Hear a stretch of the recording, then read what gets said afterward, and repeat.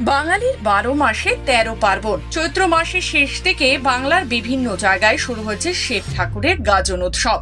পূর্ব বর্ধমান জেলার কাটোয়া ২ নম্বর ব্লকের গাজন উৎসবগুলির মধ্যে অন্যতম শ্রীবাটি গ্রাম পঞ্চায়েতের অন্তর্গত নন্দী গ্রামে নন্দেশ্বরের গাজন উৎসব। কাটোয়া ২ নম্বর ব্লকের বিভিন্ন জায়গায় গাজন উৎসব হলেও নন্দেশ্বরের গাজন উৎসব ঐতিহ্যপূর্ণ। বহু বছরের পুরনো নন্দেশ্বরের গাজন উৎসব।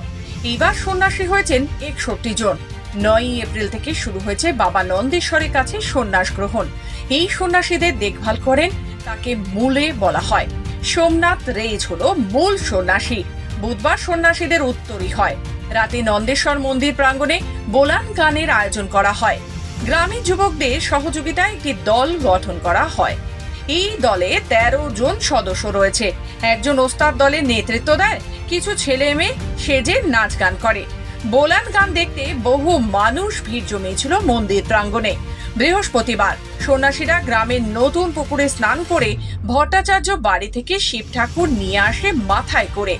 আর এই দিন সন্ন্যাসীরা ঢাকের বাজনায় নাচতে নাচতে শিব ঠাকুর মাথায় নিয়ে গ্রাম পরিক্রমা করতে বের হয়। শিব ঠাকুরের গ্রাম পরিক্রমা দেখতে গ্রামের মোড়ে মোড়ে বহু মানুষ ভিড় জমিয়েছিল।